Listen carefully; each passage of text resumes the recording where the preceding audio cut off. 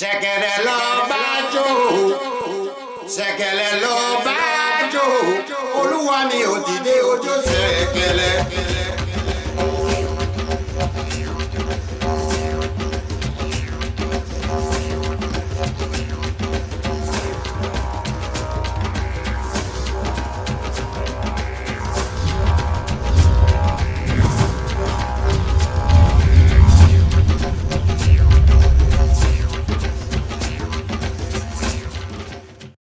Hello and welcome to Theoryforge Chronicles. I am Phantom X, joined as always by Diggs, Legendary Notoxin, and Sog. How are y'all doing?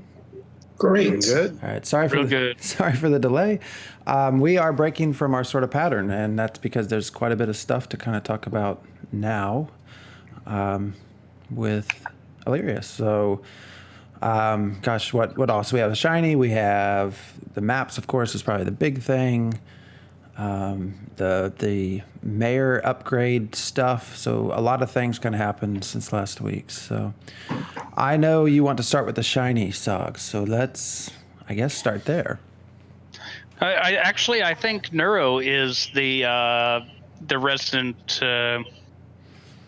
combat mechanics guy. So I want to hear what he has to say first, but I do think we need to talk about this before we get buried into maps and selection and just don't get to it. So I'd have to watch it again, and I'm certainly perplexed why the person keeps going from having the blade kind of out behind them to bringing it forward in the front position for their stabs and stuff. It's like that makes no sense. It's totally inefficient. There's no rhyme or reason why anybody would fight like that with a sword. So that's the part that was a little like, what the fuck's going on here to me? But what I did like is that, it has a bit of a lock-on system, a bit of, it seems like it looks for your range and, how well you're facing the person. There's a bit of a area and stuff. I can see how it could be played either that way or kind of swinging close to people and be getting fairly close results. So I'm glad that the combat system doesn't look like really tacky or really button on the hotbar heavy or whatever, and that's definitely something exciting to me. How it actually plays out, how you access all of your attacks and defenses and stuff, I'm still not sure yet, but that's obviously something we're probably not going to get to know about unless they do an in-depth sort of video about like combat controls, or till, of course, we get the chance to play it for ourselves. Yeah, I think it was mostly to show off some animation polishes, and that was based on the title of the shiny and the text involved, right? So, I also did notice that I like the lock on. I like the ability to lock on to an opponent in some way. I'm not sure how that works in a large group encounter, because I don't want the game to force me to put my back to something all the time. But the animations themselves looked good. I don't care that it's not an efficient fighting style and the weapon is behind the back and the blocking is with an arm in the front. I kind of see it as more of like a knife fighting style, but with a long knife in there, which made sense to me. One of the things that I thought was really cool about the video was I liked the compass at the top. Yeah, sure. Not necessarily that I think that a game you should have, bird-like compass in your head, but I liked that when they were turning around the map, that was rotating, that like you knew where you were facing, that you could find your bearings.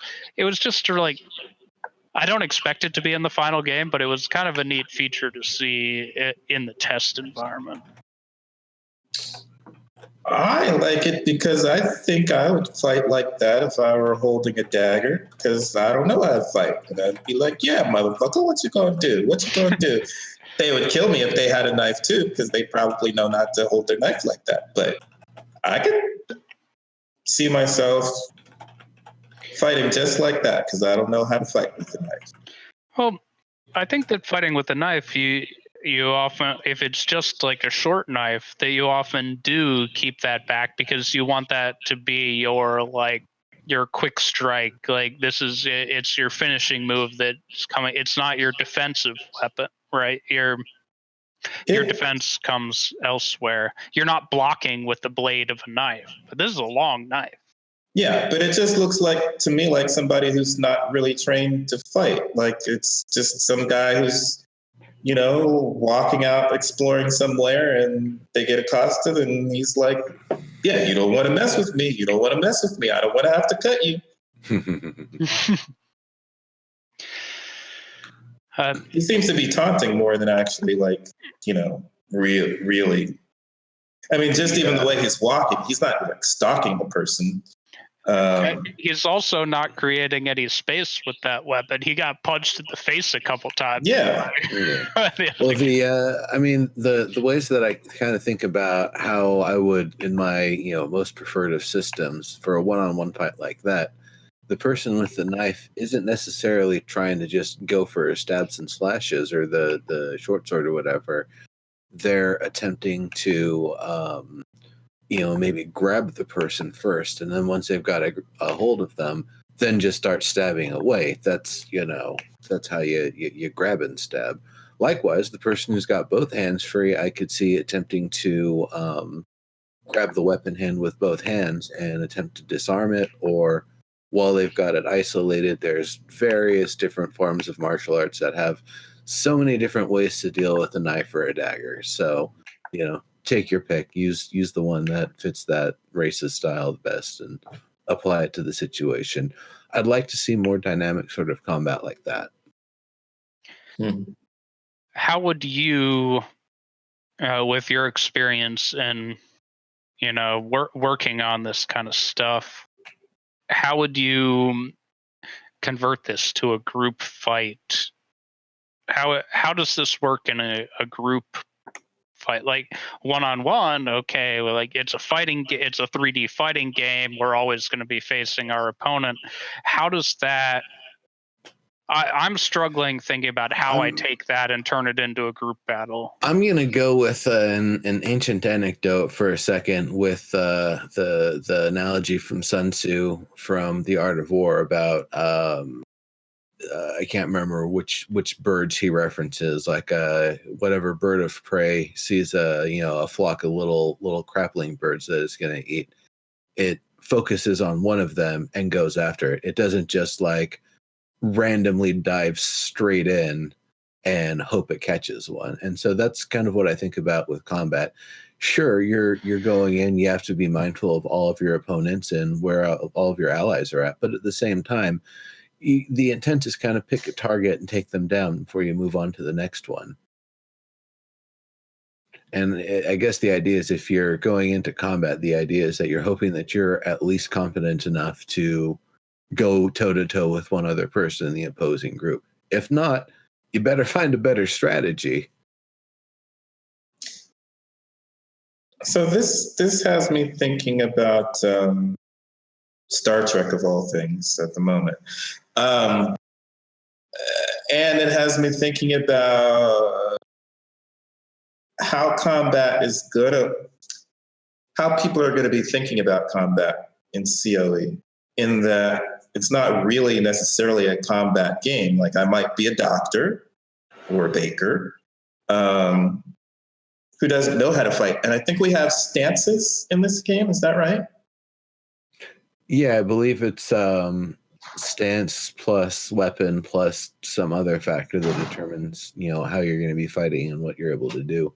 And so, I mean, part of what I'm thinking is maybe this character is not in a more advanced combat stance because he's, again, not really a fighter. So then that has me wondering if you have 2 or 3 stances, but you only use one, or you never invest in the combat stances because your character is a baker or a doctor. how people are going to be reacting to that. You know, you're supposed to be at the top of the combat. Why are you only using one stance?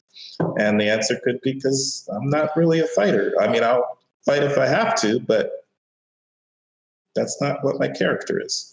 How are people going to be reacting to that based on how, you know, parties and raids typically want you to be the most efficient in MMORPGs? I think one of the other things that confounds the situation is this just an open test environment. There's no people around. There's no guards around. It's not in a desert with sand you can throw in their face, or, you know, some sort of gravel you can chuck in their face or whatever. You don't have any obstacles between you and them. You can't create distance. That's you know, kind of rule number one. If you're not up for the fight, or even if you're up for the fight, but, you know, there's laws and, like, there's no guarantee you're going to win. The referred to as the Nike defense in many dojos, just running away is the first thing that one would often do. And then number two, after that, if that completely isn't an option, create some distance between you and the person. Use some object, a mailbox, a lamppost. Stop! Don't touch me. You know, whatever you can grab or maneuver around that creates distance between you and them is the next best thing that's going to keep you from getting killed by them. And, you know, you would hope maybe that you're able to get some help from somebody nearby. If you're completely accosted out in this flat environment with a dude with a knife and you've got no weapon at all, and there's no possible item in your inventory that the game will allow you to use as an improvised weapon, like a brick in your backpack, or like, you know, I don't know, a whittling knife, whatever, you know, take off your shoe and use it as a club. I don't know. It seems like there's got to be something that you can do, that if you really intend to stick around and fight, you've got to be able to arm yourself better than, you know, putting up your hands and doing a little boxing against somebody with a knife. You know, as I watched the video again, I'm actually wondering if, even though it looked kind of like there was a lock on, that maybe the person playing was just pretty good at keeping the enemy in front of them. Like, it's not 100% clear if that's a mechanic or not. At some of the rotations appear to be more fluid than more, you know, reactive. If that camera movements appear to be reactive, so I'm hoping that we have some sort of way of toggling on. Maybe, you know, I want to auto target. I want to target this guy and be focusing on them, or, you know, I'm just swinging my sword and hoping I hit a hitbox. Yeah. Now, do we want to go a whole lot further into talking about this, or do we want to talk about maps and stuff? We can switch to maps. I just wanted to add it at the end. Yeah, the stance does not seem to be one that you would be using in, like, one of those Viking wars that we see these days on TV, or you know, at the front lines of, you know, army combat, sword and shield type stuff, right? It's not the shield in front, sword over the top, sword or spear. This seems to be like a duel type thing, and again, not one where you're like knights dueling, but just average people dueling. So it does make me wonder what kinds of varieties of stances we're going to have depending on again, the professions of our characters and all that stuff. It gives me the feeling of a thug mugging someone on the street, and it's, you know, are you going to sit there and barehand box them, or are you going to run to the guards? Yeah. And I would expect the guards to have a different stance. Yeah. Yes. Charpentius did mention there was a second part to the shiny, which I guess we haven't it's talked about. People walking in a tunnel with the torch. Oh, showing off the light. Yeah, they're using a game engine that has really amazing lighting. They got props in it. They've got a game that they've got the lighting down the way they like it. Awesome. Like, it's a shiny because it's pretty. It's nice to see. It's nice to, like, really see how it looks and how it's going to look in the game when you're going through a dungeon. That's the more. I actually important. I did like the lighting. I mean, I think that was obviously what they're showing off, But yeah, looked I pretty mean, it's an engine that's notorious for looking good and having good lighting. So it's just they tweaked it and fine tuned it the way they specifically wanted, and yeah. that is a nice thing because that means it's one less thing they have to worry about. Because I'm always curious. Yeah, I'm always curious also how they do, how things get too dark or not dark enough, and that seemed actually like a pretty Right. good balance. So I'll be interested to see how fun it is to run around with having to carry a torch. That usually doesn't last very long. I could have fun with it, but I don't. As long as the game doesn't require me to like adjust my monitor settings to kind of cheat it, like some older games I remember. No specifics, like, oh no, you just don't play with your monitor on those settings. If you just adjust the gamma or you just adjust the brightness, you'll be able to see what you want. And I think it tends not to be fun to be forced to walk around with a torch in your hand, which is why there's usually other forms of hands-free torches available in MMORPGs. But we'll see what happens. Yeah, I liked the previous lighting video where you could see the ambient light from the town in the distance, and even though it was night, there appeared to be plenty of light around to move, and you won't be seeing me in any frothy caves or jumping into all that nonsense. So, as long as the canopy is open, I should be able to see a little better down in the tropical wetlands. So, maps? Yes, maps. I heard some people want Kigs to repick. Oh, I thought we were not going to jump right into that. We don't need to. I thought there was an explicit conversation right before we started. No, whatever. I didn't hear that. The explicit Well, that's because you were late. The explicit conversation right before we started was, we're not going to make this whole show ranting about whether or not there should be repicks. So I'd say let's give this 3 minutes of...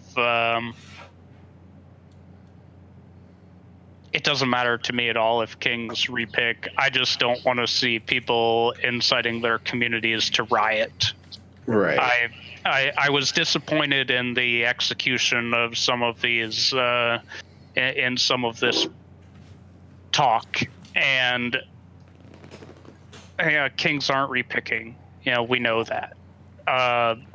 The reactive nature of the conversation and the attacking, and I don't need to hear about whether or not Caspian has balls.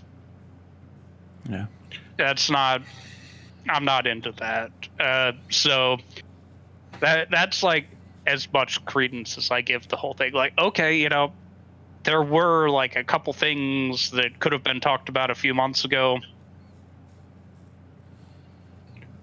I don't know, but let's not incite a riot and insult biological features of the CEO of a company creating a game we're supporting.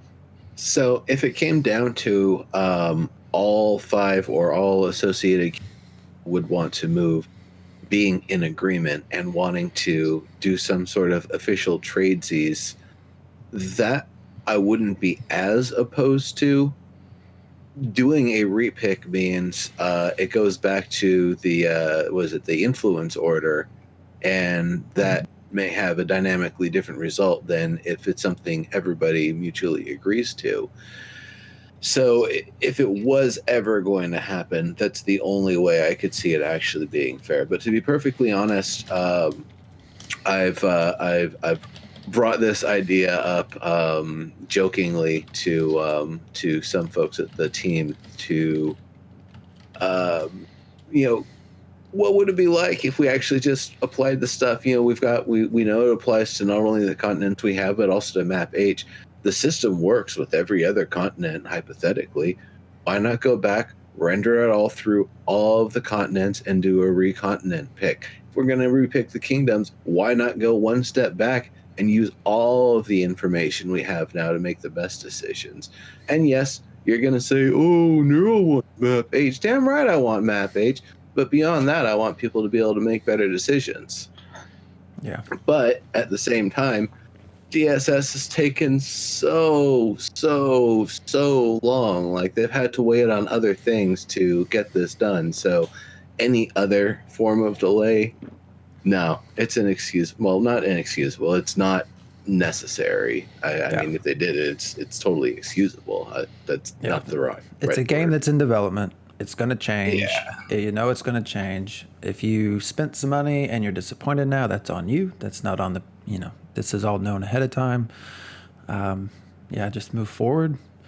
I'm with you, Sog, that I would much rather see people take that sort of energy and kind of try to break the fourth wall, wrap it into their kingdom, sort of take... make it sort of, it's us against the rest of the world. Make it some sort of role-playing component. We got screwed. We're the underdog. We didn't get what we wanted. Right. Turn it into something that's actually useful. Or sitting there moping will get you taken over. And by the if time you're that badass, just take the damn land that you want. I mean, Yeah, that's what I mean. You turn that into something kind of more positive. If you got balls, just take the land that you want. balls, yeah. No. I hear Boardwell's have got nothing the to do with balls it. to take Elysia. Let's see that. I want to see this battle right off the bat. And Let's go. hopefully that can continue to be something that they'll maybe take into an account and actually use it sort of positively. But yeah, some of that stuff was getting kind of like, if I was sitting on the end of the keyboard that was creating the code for this, I'd sort of be like, why am I still letting you be a part of this community? This is sort of getting beyond. But Well, wait to see what happens once the game starts. well, yes, that's without even talking about all these the best. We'll see who has balls then, right? Yeah. No. It's actually quite the opposite. The opposite of balls is what it's going to come down to. Dollar bills, paper dollar bills, money in the machine. How much resource is you and your kingdom going to come into it with? How much are you going to come into it with to be able to build an army to actually take other people down during kingdoms? Because if you don't do it during kingdoms, those borders are going to be a lot harder to move afterward. Well, I keep saying we keep talking about plans and all this. We keep avoiding the idea that, when the game finally gets open to everyone else, you hope that you're going to have 10 times the amount or more players coming in than what you currently have as your core. Mm-hmm. And what is everyone going to do when they have 10 times the amount of players is not really wanting to stick with those plans? We don't really talk about that, but that's fine. So let's move on to maps. We had more than 3 minutes. That was 5. Yep, I'm good. That's all I needed to say about King repicks. Same. So, how do you guys feel now that we can all talk about what maps actually look like and everyone sees them? Let's go around the table and say, what is your favorite thing about, the look and feel and, how domain selection appears to work? Honestly, I just want to start playing in the game world right now, even before DSS. After seeing that world, it's like, holy hell, that's a fully fledged, Snipe Hunter world right there. Not that other people didn't touch it too, but I've seen him mastermind worlds before, and that I am excited. That gives me very much joy, just navigating it and looking through, and of course seeing what the name generator comes up with, like the town of Punchwood. It's not Minecraft. The town of the town, which I think you said Sog was near where you were setting up. No, Punchwood is in the duchy that I'll be placing in. Yeah. So where was that? I can pull up the map and we can look. And all these various other locations to me, like, it's nice not only to see the names, but then geographically you can see kind of the story of places that are like similarly named neighbors that look like they were split and stuff like that. It looks like a lot of history got processed into the map that we resolve with right here, and that's like really, really cool to me. It reminds me of kind of what Hero's Song was going to be, where, you know, there's all this history and stuff that was generated beforehand.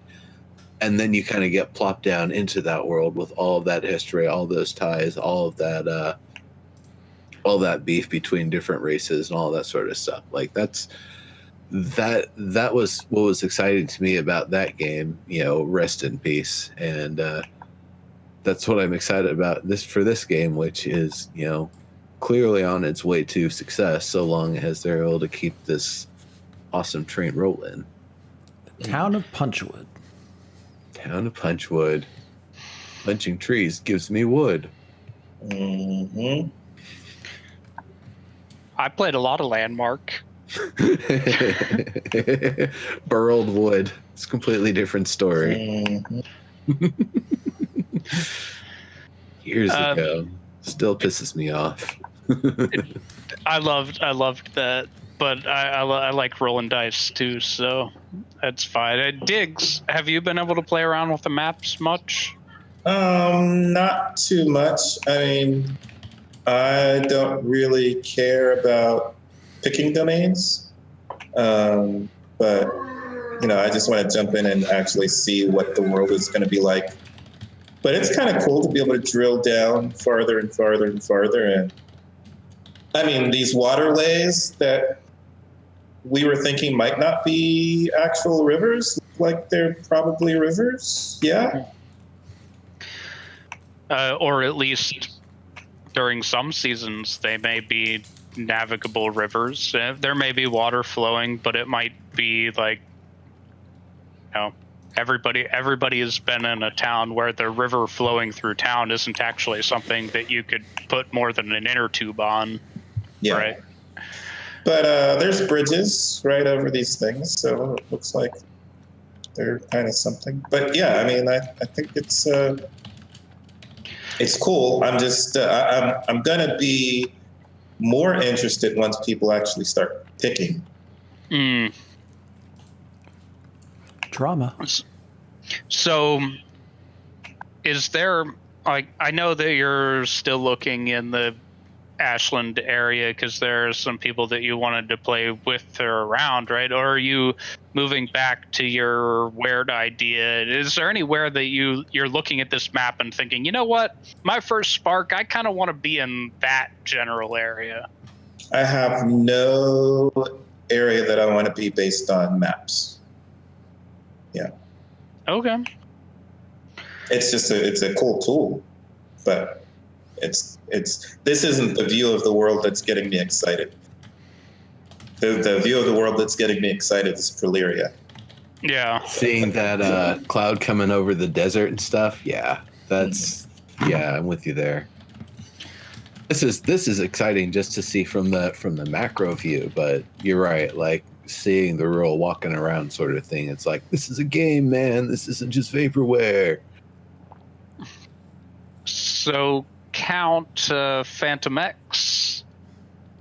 I mean, I'm going to totally wreck my county, so I feel it's only fair to let everyone else choose first. So, but you have to have looked. no, I mean, we've talked about it. So, yeah, I can actually pull up. So, in Ashland, I'll just pull this up. I mean, it really will depend on where everyone else wants to sort of go. So, somewhere kind of in the middle is kind of where I was, you know, not too extreme, but again, as long as I have somewhere I can farm, that, and preferably somewhere where I won't have many people around. Farm until somebody takes your county from you? I mean, well, steal until someone takes my county from me. I'll just farm out the whole way through the game. This is really bad if the king's going to watch this, right? Well, you're talking about being a polite duchy, right? I do. You're gonna be his favorite cat. So, in all seriousness, we've talked about this, and I put it in chat. I do have this idea. I don't know what we'll be able to do with OPC scripting, but you know, I think it could be fun to create some sort of randomized component to running my county to make it kind of fun.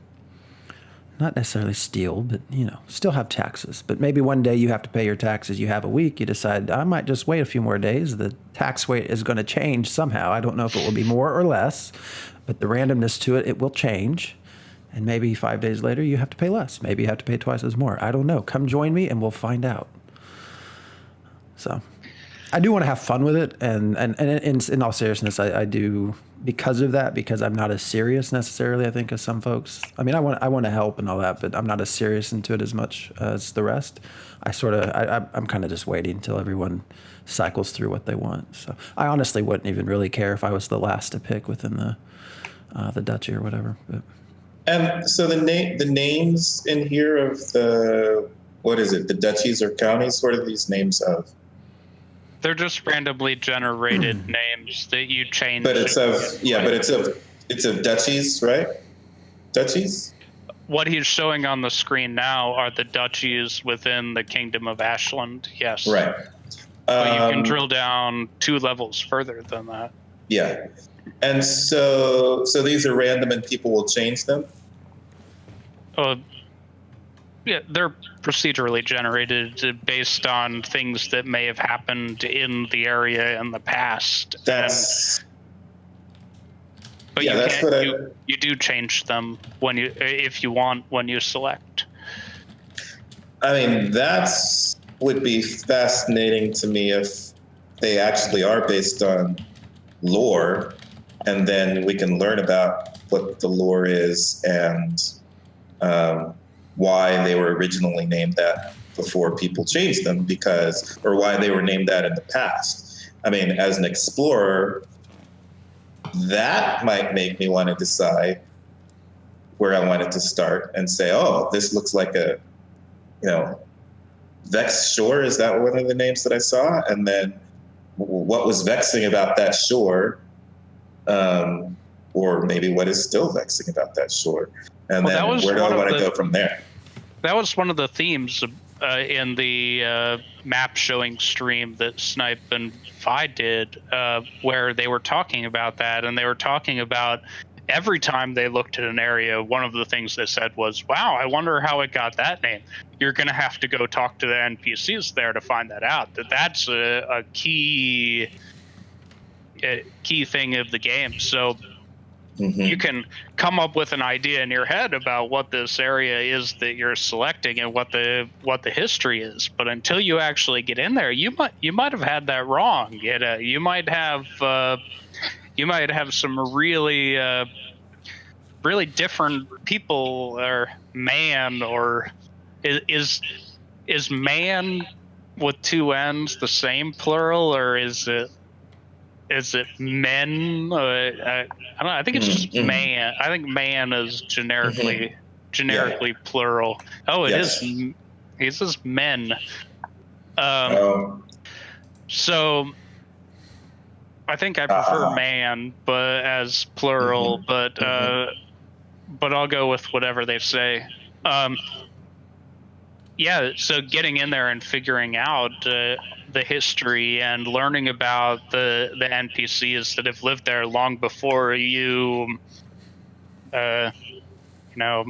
sparked into them, thus possessing their bodies and overriding their souls with your own, like the benevolent puppeteer that you are. There should be a story background for everything. That was really the theme in the stream that they did. They talked about it everywhere that they visited. It was an odd time of day, so I don't know who was able to really watch all of it. Yeah, like Dark Ridge versus Starmoor. Both of those, Dark Ridge, just, the dark side, and Starmoor possibly being the light. What was happening in those 2 areas? Is there, I don't know how much of a supernatural or horror elements we have in this game, but, depending on what I want to explore, that could definitely make a difference on where I'd like to start exploring first. Yeah, I don't know how much exploring I'm gonna do with my first spark, because I want to be a homebody for my first.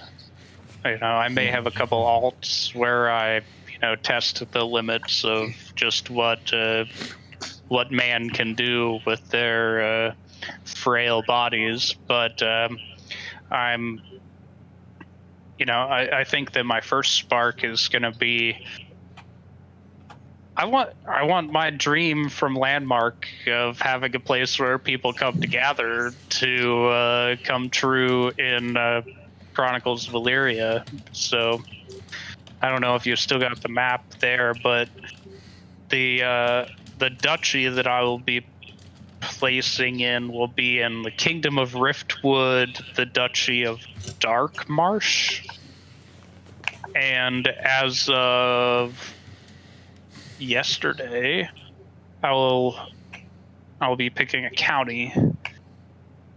So I don't know which one. I'll be very low on the pick order. I have some ideas, but I don't know.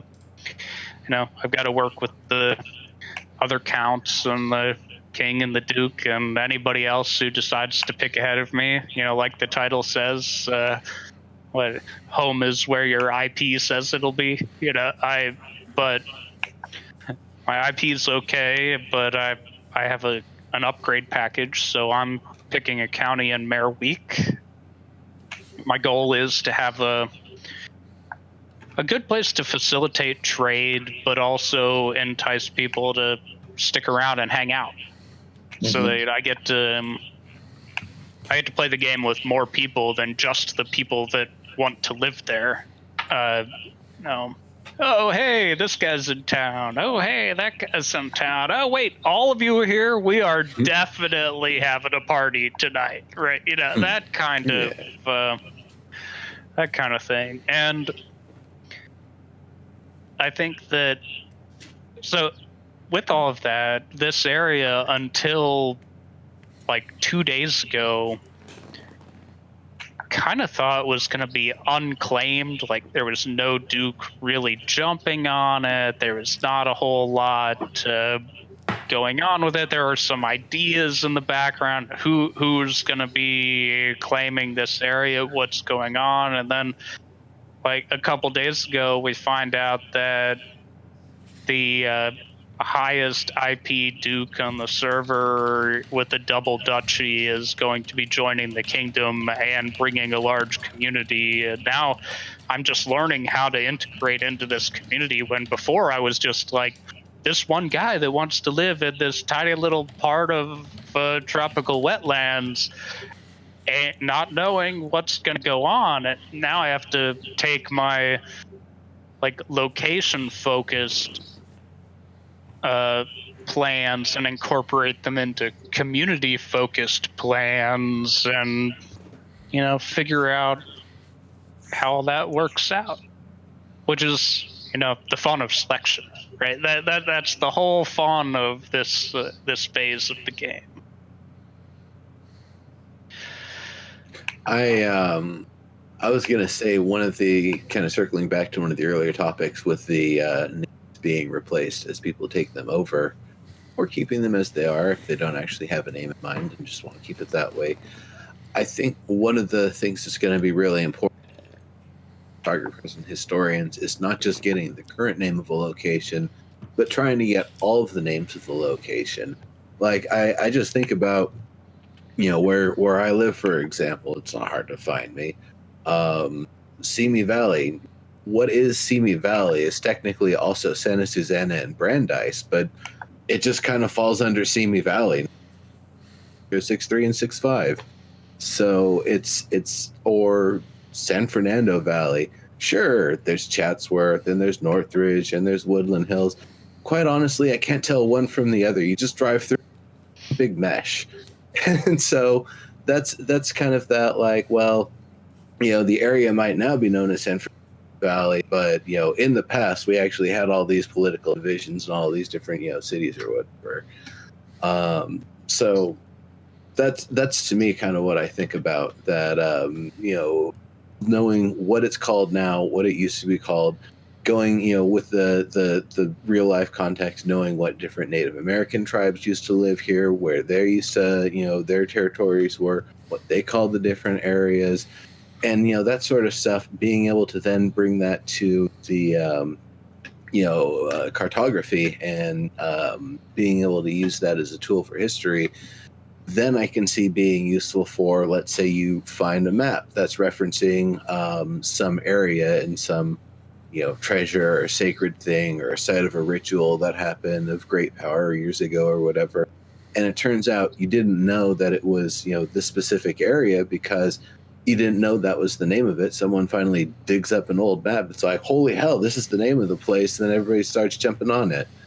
Like, that to me is one of the things that's kind of interesting about the idea of names being switched around, and that even throughout this process, the names of these places being changed, and between the beginning of Kingdoms and the beginning of day one of, live gameplay, what the names of things are going to look like, how they're going to change, what is going to influence how the name changes. Is it done through politics? Is it done from the leader of the place saying, hey, I took it over, now it's me land, now it's named after me?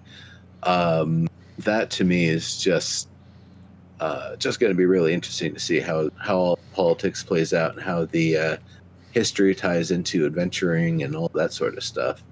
I'm hoping that we get this, like I'm just going to pick this one county I'm looking at right here called Greyfire that is not a place that I'm thinking of picking or anything, but I would like it if they say, well, before Count so-and-so was here, we used to call this place Greyfire. Like the NPCs should have a memory of that. There should be some kind of, maybe not written record, but, verbal, lore behind that. That the names are based on things that happened, and that at this point in history, that county is called Greyfire, and it's part of the Duchy of Darkmarsh, right? And the world was generated with these NPCs in it. Now, we know who the Duke is going to be. We know that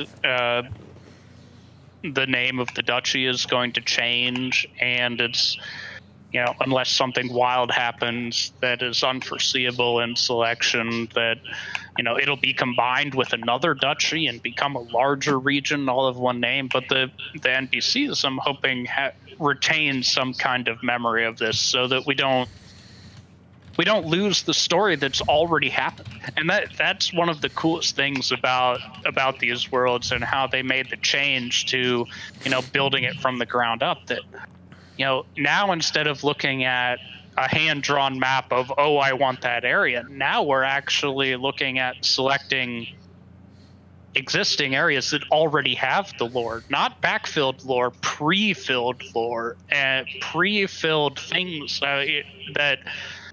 it just adds a lot of richness to the potential experience. Right, like look at this one county, is it, I guess? Black Lantern Down. What the fuck? Why did they have to put a Black Lantern down there?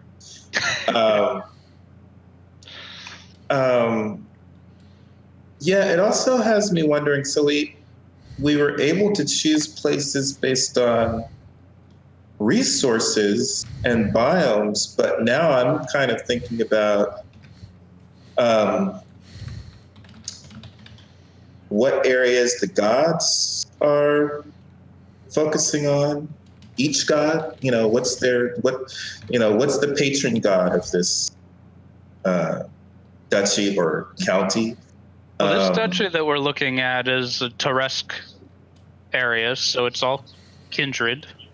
So we're talking like polytheistic demigods, and a lot of the lore should be about which of these gods or which of the kin have influenced development in that area. Well, I guess part of my question is not even what is the case now, but what was it then? And then, again, what will we discover from the lore is kind of what I'm wondering. And then again, supernatural stuff, like, are there areas that are going to have a more horror flavor than others? And what might that mean? Or, well, see, I was thinking horror in terms of vampire-esque, but then there's also horror in terms of Cthulhu-esque, right? Will there be different spots for that? I just wonder about that now. Even in terms of having a tavern, like, you want a place for people to migrate, what's the atmosphere of that place other than just you want waterways so that people can travel there? Waterways, highways, and also ideas of where people may be coming from and going to. The idea is that if people want to have to stop for a night and maybe extend that to a second night, I want to be the place where they think they extend to a second night. Right, but I'm just saying, because I watched, I was actually in Denver, Snipe Hunter's old hunting grounds. I was actually in Denver on the weekend and hanging out with a 4-year-old who was watching the Mickey Mouse Clubhouse, and they had Mickey's Monster Musical, which was very reminiscent of Monster Mash, and also it was actually reminiscent of Rocky Horror. So, you're could have that kind of atmosphere. It's dark marsh. It might actually be dark and horrific, and people have to stop there to, be safe from traveling at night, because that's when the monsters come out. Who knows? That's what I'm saying. Like, I wonder if stuff like that. We know in the Genoan area that there are likely to be that game is like crocodiles, dangerous lizards, and potentially like, if we extrapolate that to think that there are like actual apex predators, they're probably like beastly dinosaurs or something. We don't, if we just like really dream about it, we could go that far. In the tropical wetlands, we have currently on sale the battle cat mounts, and there's like a panther mount. Thinking in terms of like wildcats that may live in that area, there could be a lot of issues. And it's wetland, like real wetland in the tropical wetland. So like the farming is like paddy farming or actual submerged farming.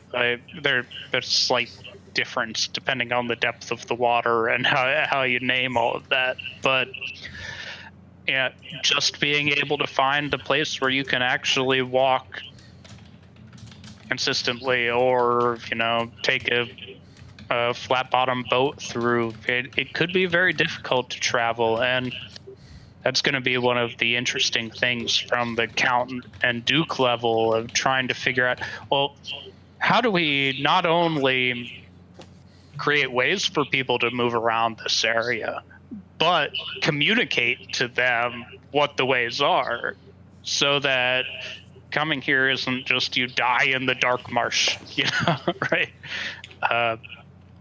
Just funny, like Montana memes on Facebook, like, oh, I got lost, like in Montana, it just shows somebody dead, in other places, like, oh, I lost a couple hours, like. I'm wondering now, what happens if you have to sacrifice some people to Cthulhu in order to keep your inn safe for everybody else? I don't know. We're not playing Revival today, but I'm just saying. There could be some tentacled leviathans in those riverways. We don't know. Yeah, we have no idea. Just like, people talk it. So the Taresk and the Hrothi are kind of like the same, but at the same time the opposites. Like the Hrothi are the underground, trade focused, up north tribe, and the Taresk are the balancing tribe from the south. And so we talk about the Hrothi like, oh, if you dig too deep, you get a Balrog, whatever. But like the Taresk, they live in tidal marshes and tropical wetlands. There are all kinds of other things that can come out of the mud or show up in there too. And I think that all of the different biomes are going to have their different things. Like in the the shrublands are in the desert, like giant sand insects and things. Like I'm hoping that there's a good balance of these kinds of environmental mob hazards depending on where you go. And I mean, they just create good events, right? They create reasons for people to get together, or whether it's to migrate away from the problem or to attack the problem. You can decide all of that once it comes up.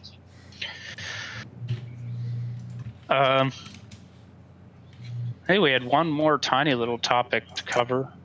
Mayors. All right. Yeah, the mayor upgrade package. Yes. The mayor upgrade package. That it seems like such a good deal for people that wanted to get a little bit more out of things now that they've seen a little bit what they're looking like. This wasn't So I think that for me the package is straightforward, right? You have an existing mayor, you can't buy them, so it's for only existing mayors, right, that want to upgrade, and it does not change. You don't get it. Your position is basically back of the line, right? So, correct. not back of the line. Your position. Well, it doesn't your pick change. is the same as It doesn't where it change. was. Basically, Yeah. is what I'm saying. Okay. Because because that part was really straightforward. I guess what I didn't understand is why there was a significant amount of people that in Discord that were upset. Like, I don't understand why. Can someone explain that? I can explain what the motivation for the idea for the title sale, and was that there's a situation that if you're a mayor right now and you look at the map, depending on where you're looking, if you could potentially look at a very small duchy like Riftwood Silver Moon Gate on the far north. There are some other far north of Riftwood, but in the Alpine Tundra regions, there are similar things. But there's either one town and a hamlet, or one town and a village, or one town and nothing else in every single county in this duchy, right? So if you're a mayor, you are ineligible to pick the town. The town is reserved for the count. The town is the county seat. The town is reserved for the count. You cannot pick that with the current setup. So, that's fine, right? Mayors aren't guaranteed towns.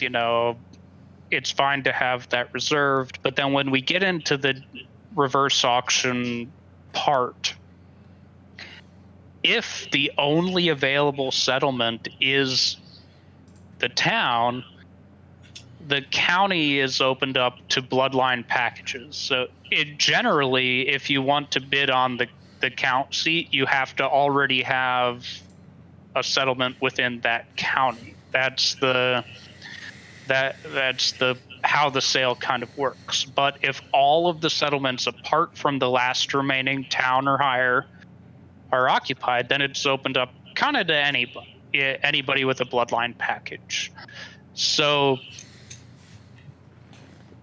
but if you're the mayor, you would have had to pick some mayor that may have wanted to participate in the reverse auction would have had to pick the other settlement, which they could not swap if they upgrade, right? So it's all this like edge case of an edge case kind of scenario. So it's, let's say I'm a mayor and I would like to upgrade in the Dutch auction. I'm kind of thinking about this. Like I spent the money I could back then. I'm kind of thinking that I would like to be a count. No one has claimed this. What do I have to do to be a part of the Dutch auction? Is I have to claim that hamlet in that county to be a part of it. But the moment I claim that hamlet, I open up bidders that did not claim that hamlet, who, if they buy first, they get that town that I really wanted. And if I win, my hamlet gets upgraded to a town, but it's still the hamlet that I may have wanted or I may didn't. I couldn't swap. I can't switch.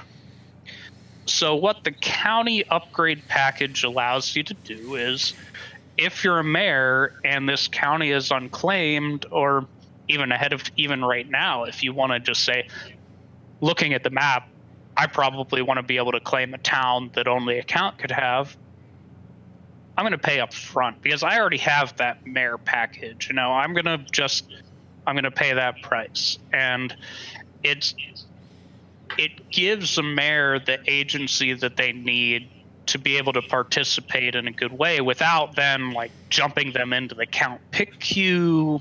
Epitus, who's in chat, was part of the forum discussion about all of this, and you know, helping to clarify the things that are concerns, and like, you know, we don't want to do it.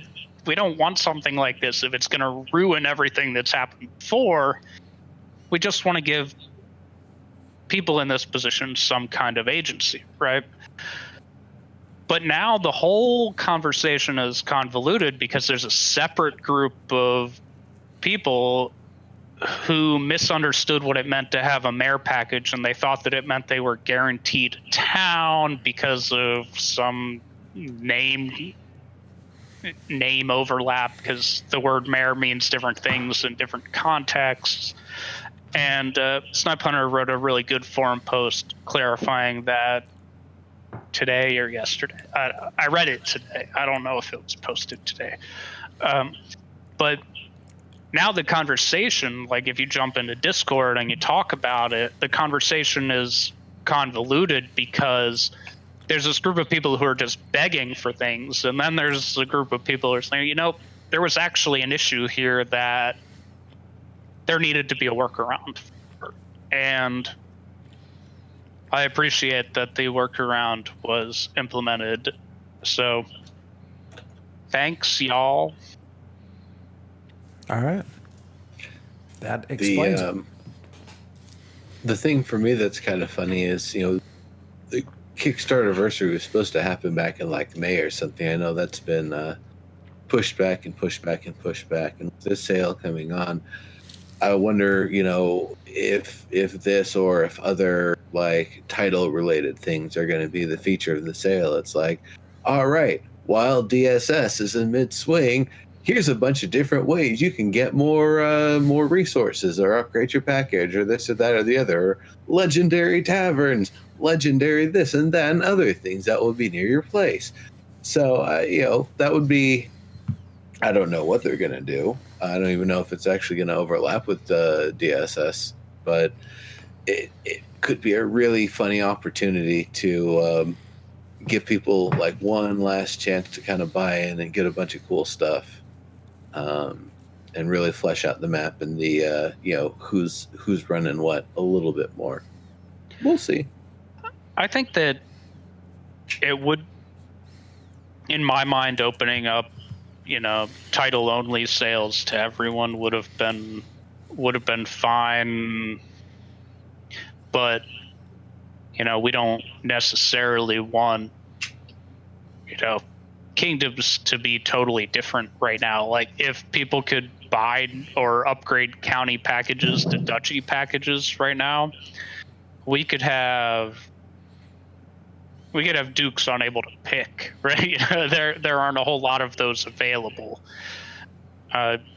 In this case, there are a whole lot of counties available, and a long time ago, before people really knew what they wanted or what it all meant, the community decided that a static number of counties per duchy was a good thing.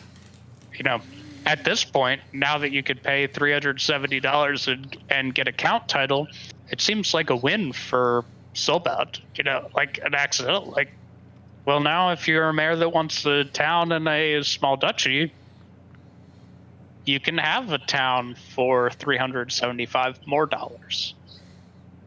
That's not. I'm not being sarcastic here because I did that, right?